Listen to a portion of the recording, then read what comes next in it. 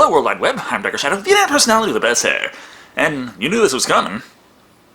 Might have thought it would have been a little sooner than now, but nevertheless, it's time to dig into the prequel trilogy of Star Wars, which has been hinted at ever since the second Star Wars movie added episode numbers and decided to start at 5, making the first movie episode 4. It wasn't until 16 years after the initial trilogy concluded, though, that we would return to the galaxy far, far away with Star Wars Episode 1, The Phantom Menace. And boy was it hyped up to hell. I still remember the music video they were playing everywhere of Duel of the Fates that was shown with scenes from the movie and behind the scenes of making the movie, all done up to the fucking things. And then the movie came out, and well,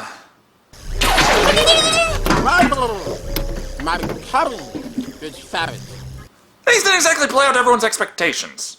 But the point of going over the synopsis isn't to bitch and moan about annoying characters, but to lay out the plot of the movie. As Episode 1 was the start of a trilogy to set up the original trilogy, it had to explain both how Anakin Skywalker was discovered and became a Jedi, and the groundwork that went into play to give birth to the evil Galactic Empire. It just sounds like an amazing story to tell, and I'd have to work really hard to fuck that up. Now this is pod racing. Anyway, let's take a look at Star Wars Episode 1, The Phantom Menace, and see if it might be a little better than most of us remember it. Well, it still starts a long time ago in a galaxy far, far away from your boring-ass life with the traditional text scroll. Seems we're jumping right into awesome, amazing space battles of epic proportions as it goes over how new tax codes have mildly upset the Trade Federation, who have set up a blockade around Naboo. Thus, we need to do some negotiating. However, the negotiators being sent are actually Jedi Knights, Qui-Gon Jinn, played by Liam Neeson, and Obi-Wan Kenobi, played by Ewan McGregor. I have a bad feeling about this. I don't sense anything. Really, Qui-Gon, it's the beginning of a movie. You don't need to be a Jedi to know shit's about to go down. They're also not the most convincing stealth duo, as even the protocol droid easily picks them out as Jedi Knights, which means the Trade Federation fears they will force some kind of resolution to the situation. Well, we can't have that. Send in the battle droids. What is going on down there? Big flashy special effects against especially useless, very expensive combat droids. And with their faces even longer than mine, they kind of look like sci-fi kobolds and fight just about as effectively. Taking note as to just how pathetic this assassination attempt is, the guys decide to throw some roly, blasty, shieldy robot things at them, which are somehow the Jedi's one weakness. Thus, they zip out of there and flee to the hangar, meaning they stumble across the Trade Federation's invasion army. Not that they have much of a chance to warn anyone, because wouldn't you know it, communications with the planet have been disrupted. A communications disruption can mean only one thing. Invasion. Well, then, no need, I guess. Quite a jump to make. It's an invading army. It must be! Why else would I be getting a playback error? So, despite it being completely illegal, they believe the Trade Federation is threatening them with war to stop the thing. I'm just not entirely sure what the demands are beyond the terrorists, but hey, that's a good enough reason to kill an entire planet, right? Problem is, Naboo has no standing army, and thus no one to defend it. Also, while no one was looking, the Jedi snuck aboard a dropship and landed on Naboo with the invasion force. And then this happens.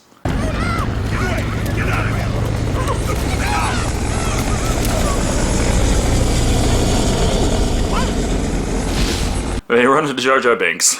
Literally. And I really hope you like those first 10 minutes of the movie, because the tone shifts drastically from here on out. From politics and action to zany, fun characters and silly antics, with a smattering of action and politics. But mainly we have to deal with Jar Jar, played by Ahmed Best. You saved my again! What's this? A local. And to be perfectly honest, I actually do know a couple of people who like the character of Jar Jar. I'm not one of them.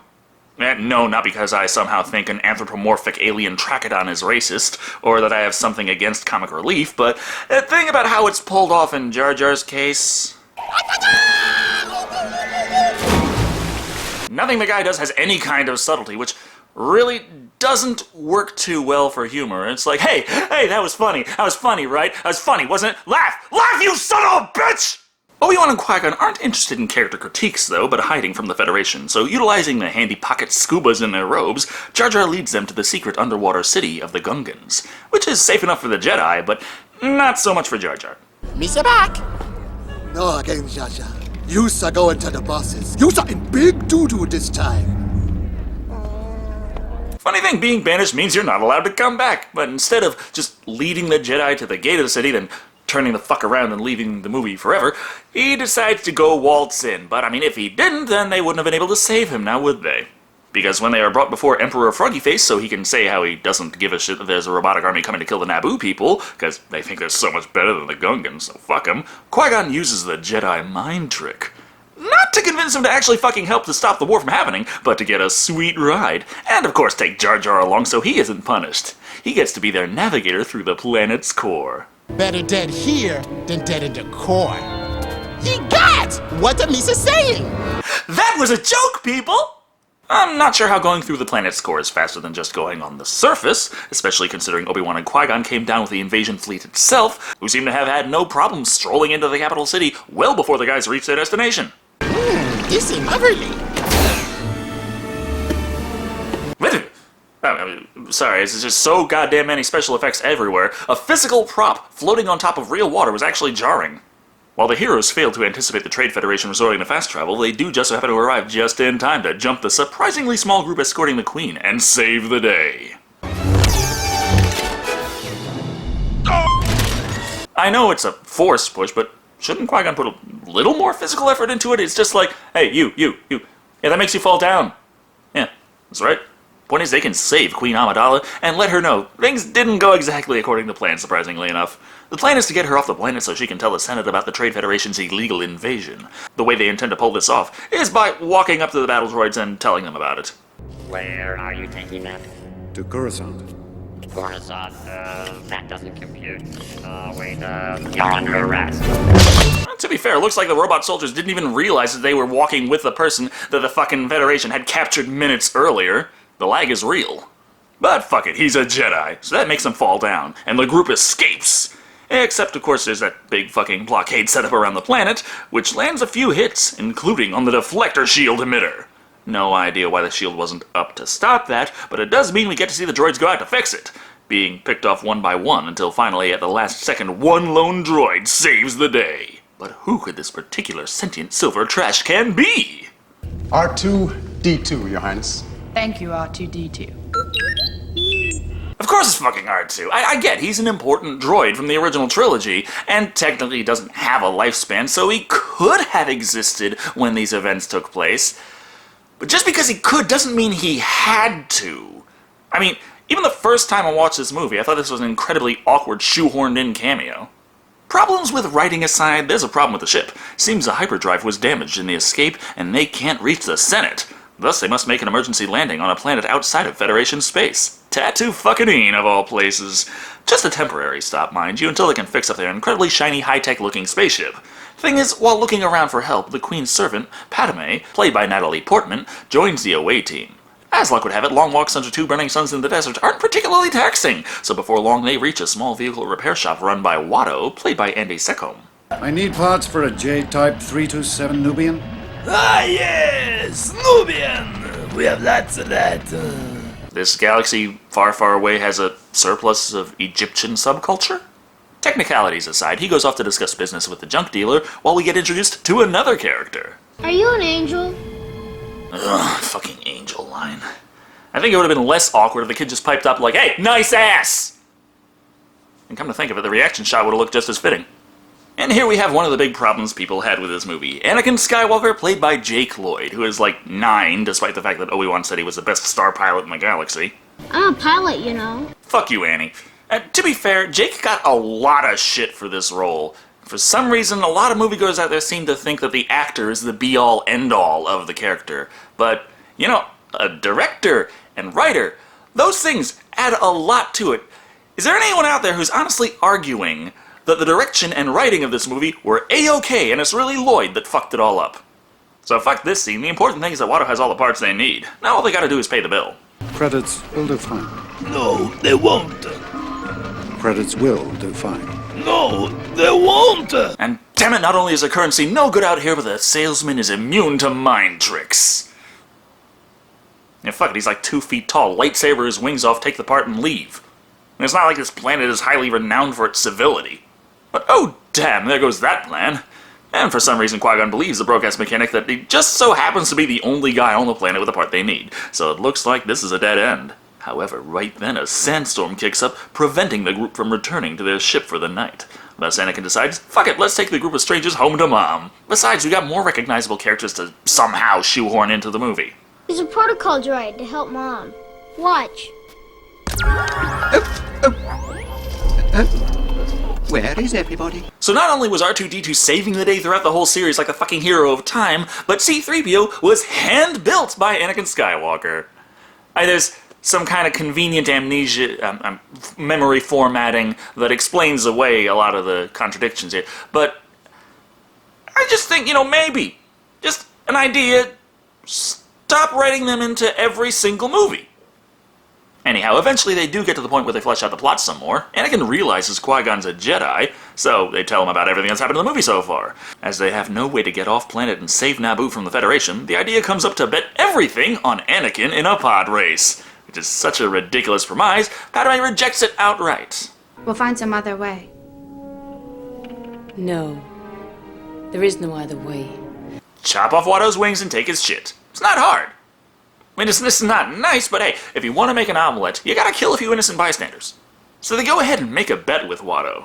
A terrible bet, considering Qui-Gon butters him up after he's already offered them getting more money in the bet. But, fuck it, we've still got time before the race, so let's cover some more exposition. Who was his father? There was no father. Just a friendly reminder, in case you forgot, Anakin is Space Jesus. But then again, by going the fatherless route for the little bastard, that does mean that they don't have to cover who his father was in the prequel trilogy starting at episode -2. Now that they're done screwing with basic biology, they follow it up by screwing with supernatural fantasy by trying to explain the shit away with basic biology, as somehow Anakin's force sensitivity can be easily measured by a simple blood test. The reading is off the chart. Over 20,000. Even Master Yoda doesn't have a midichlorian count that high. Yeah, now the Force isn't magic that's easily dismissed by common folk, it's midichlorians, a symbiotic life form similar to mitochondria. Makes me wonder why Qui-Gon asked who the man's father was, considering mitochondria is passed on from the mother exclusively. But, that's not the point. Point is, now, Yoda, he was going on about how the Force is in everything, the fucking trees and the fucking rocks. How many midichlorians do they have? We already know how the Force is supposed to work. It surrounds us. It binds us. Penetrates us. Force is like an S&M orgy. The race is almost here anyway, and the bet is modified even further, so that if Anakin wins, he also wins his freedom, and can come with them. I mean, if he still had the money in the bet, he could have just bought the kid, but fuck it, no reason not to overcomplicate things. In that spirit, the race is set to begin, and Anakin's pod racer, being a piece of junk thrown together with his milk money, isn't a good enough reason for it to be a tough race, so Sebulba sabotaged it before they start.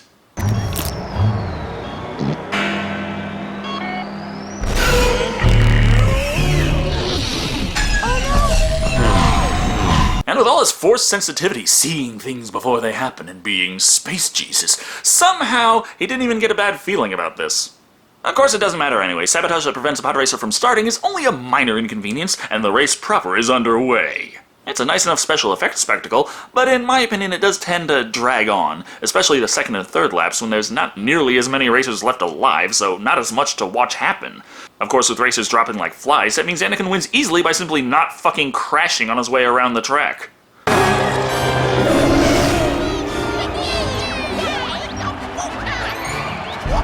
And no, that's not Greedo. It's Wald. I mean, yeah, there was a deleted scene where they called him by name, and that name was Greedo, but it's not in the movie, and in the credits he's credited as Wald. And I accept that, because fuck having another fucking pointless cameo! The point is, Anakin wins the race and his freedom! But not the freedom of his mother, played by Pernilla August. She's stuck on Tatooine as a slave for Watto. Well, no reason to get too upset. Time to go to space! Oh yeah, and there's that big bad guy that they gotta watch out for, too. Wait, I'm tired. Anakin, drop! Go! Tell them to take off! Darth Maul, played by Ray Park.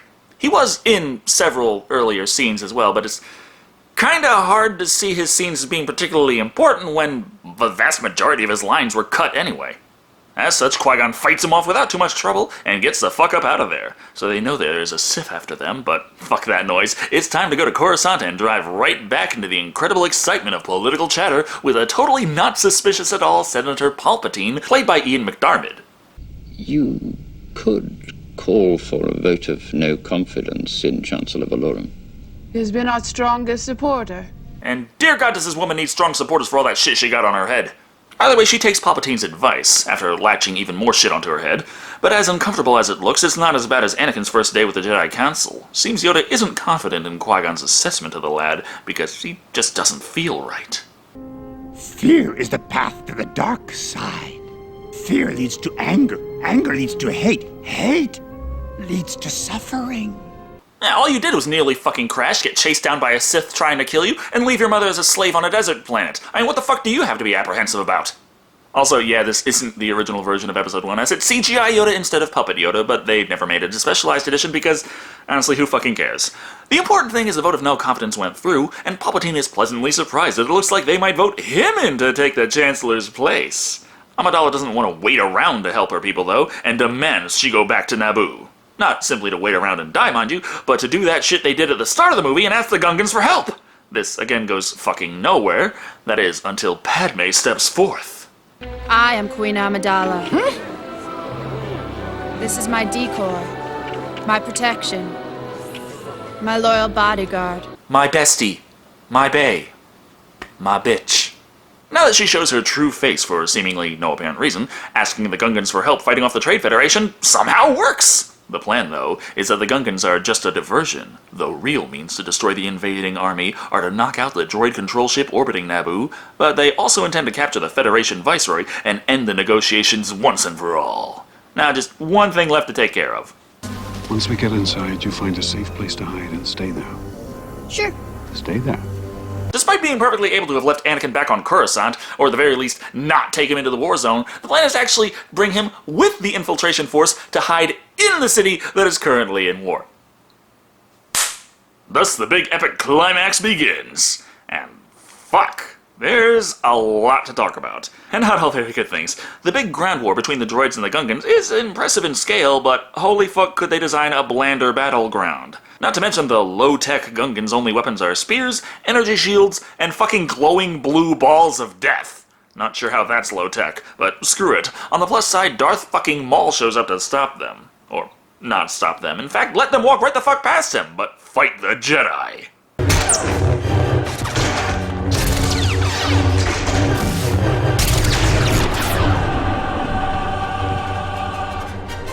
Which, paired with Duel of the Fates, is pretty fucking awesome. I mean, sure, now that he's had, like, no lines in the movie, there's, like, no investment in his character, it's really hard to care about Maul, but it still is a pretty nice spectacle. And, of course, Anakin fucking jumped into a goddamn cockpit, which went on autopilot and took his ass off to fight in space, which, despite it being so harsh it's killing people left and right, somehow the autopilot managed to avoid all the horrible, painful death. Similarly, Jar Jar is leading the Gungan army as a general, despite being a fucking idiot and only managing to take enemies out accidentally while mysteriously avoiding all the horrible, painful death. Unfortunately, though, the Jedi fight on the ground runs into trouble when the music turns off and the shields turn on, separating Obi-Wan and Qui-Gon and leaving the night alone with the Sith.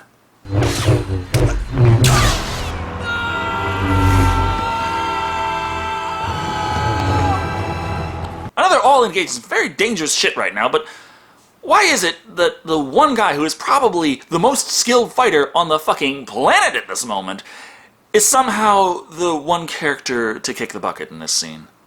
I mean, I know the fighter pilots were also dying, but that was just because explosions look cool. And now that Qui-Gon's fucking out, Obi-Wan is going to have a hell of a time dealing with this Sith menace. So, fuck that, let's watch gleefully as Anakin fucking accidentally knocks out the reactor on the droid control ship, saving the Gungans, along with Jar Jar, who somehow hasn't accidentally killed himself yet. Oh, yeah, but that big, tense fight.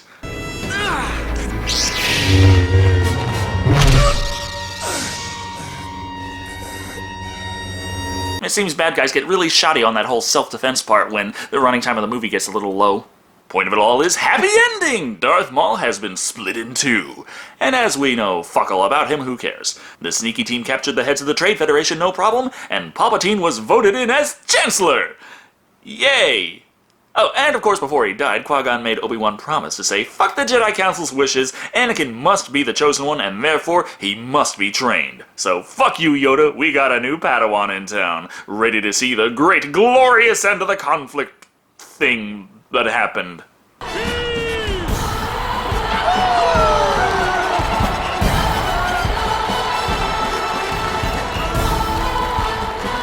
Hey, baby.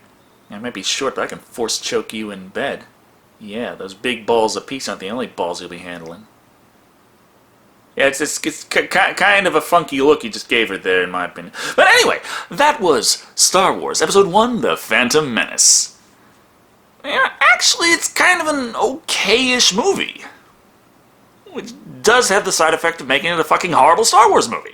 It's understandable why this movie was hyped up to all hell when it was first announced. It was a new film and the biggest goddamn name in movies out there. The bar was set so high, even if it was a 5-star orgy of amazement, lots of people might have still been disappointed. Obviously, it's not perfect or even near perfect, but it's not dreadful either. The biggest issues I have with it are that the main focus of the film and the subtext kinda switch places. One would think that tripping over Anakin and him starting on the path to become a Jedi would have been something that happens as well as a huge amazing adventure, but rather it seems that the big adventure happens while everyone's getting Anakin set up for his Jedi training. It's a strange distinction to make, I know, but does anyone out there give the slightest fuck about the Trade Federation or the legality of the blockade and or evasion force? Hell, the pod race felt like it was more important than the Gungans fighting against the droid army. The whole thing feels very unbalanced, and with how inconsequential the main events appear, when the movie slows down to a crawl for the politics to be explained, it's extremely hard to give a fuck about the scene. However, the spectacle was cranked up to 11, and while several special effects shots looked pretty bad, some were actually very impressive for the time. Overall, Star Wars Episode 1, The Phantom Menace, provides a decent amount of entertainment and world-building, but for every great thing it does something else that makes you question the filmmaker's sanity. It evens out to about 3 accidental acts of heroism out of 5. Which isn't a bad movie as far as general movies go, but, for Star Wars? The fuck is a 3 doing here? Anyway, thank you all for watching. I've been mediocre Shado, and remember, not midichlorians. S&M orgy. That's why they call it the Force.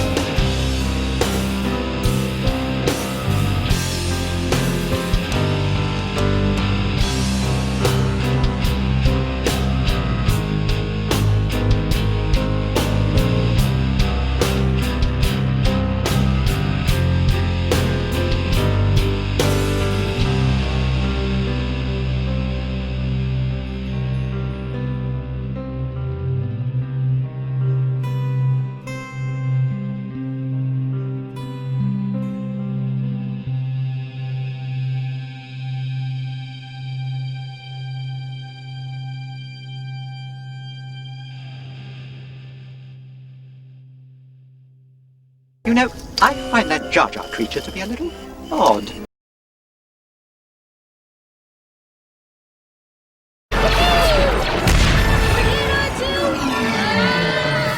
I'll try spinning. That's a good trick.